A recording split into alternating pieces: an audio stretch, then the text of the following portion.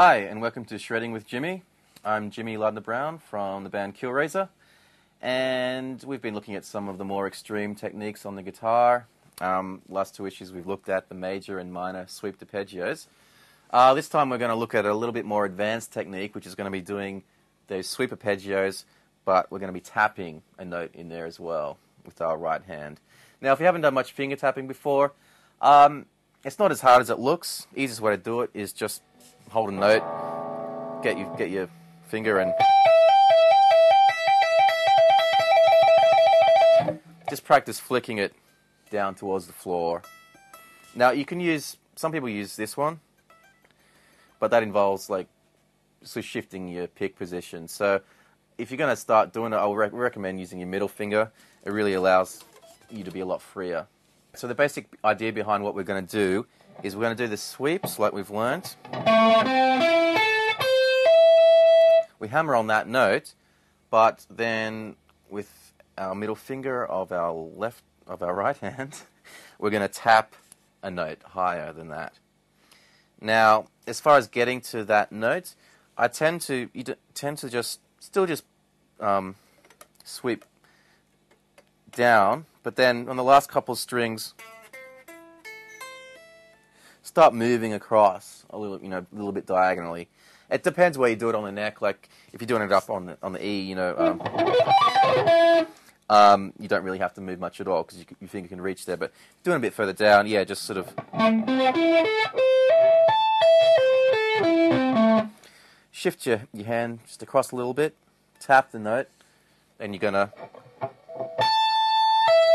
pull that note off with your right hand, pull it off with your left hand, and then move your right hand back into position, and then go back down the sweep. So all these examples are going to be in the key of A minor. We're going to start with the basics and work up to some really difficult ones. So let's get started.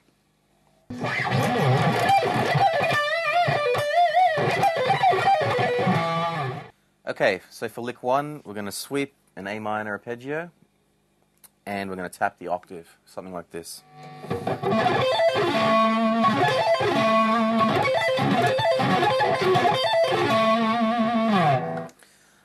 Slowly.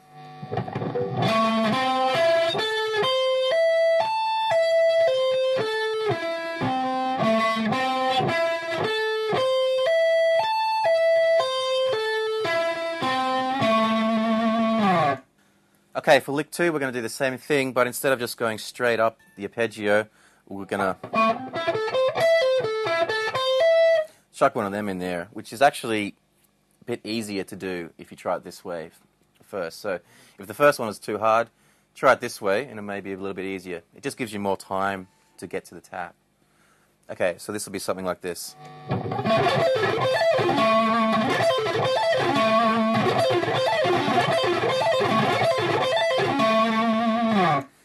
And slowly.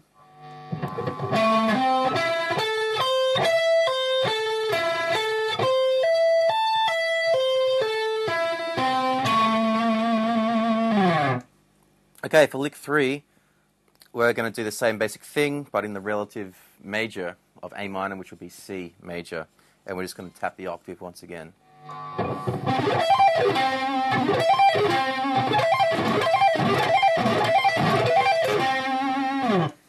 And slowly.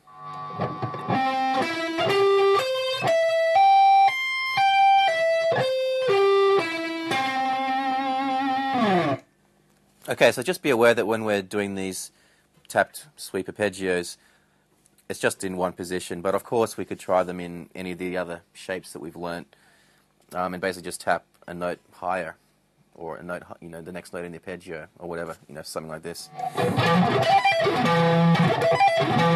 Or in A minor. Okay, now for lick 4, once we've got the basic technique down, we can really just tap any note we like. And it really allows for some great possibilities for bringing out some other chord tones rather than just the 1, 3, 5 of the triad. So for example, instead of tapping the octave, we might tap the 7th or the minor 7th for A minor, which is going to be lick 4. Sounds like this.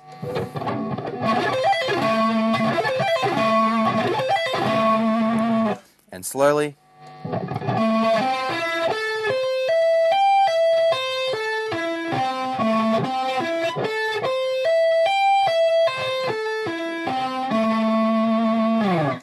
But as I said, you could really experiment with any notes. You know, you could tap the 7th to give you like a minor major 7 chord or sound.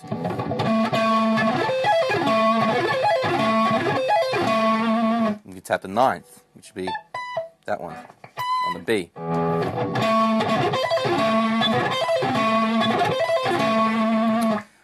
You could even, once you start tapping, tap a whole bunch of different notes and just do pull-offs. Like, to stay there for a while, something like this.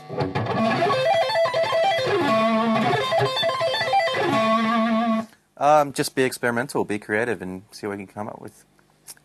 Okay, so for lick 4, we tapped the minor 7. And if we go to the relative major of A minor, which would be the 3 chord, we could also tap the major 7, which would just be the note a fret down from the octave. To give you this kind of sound.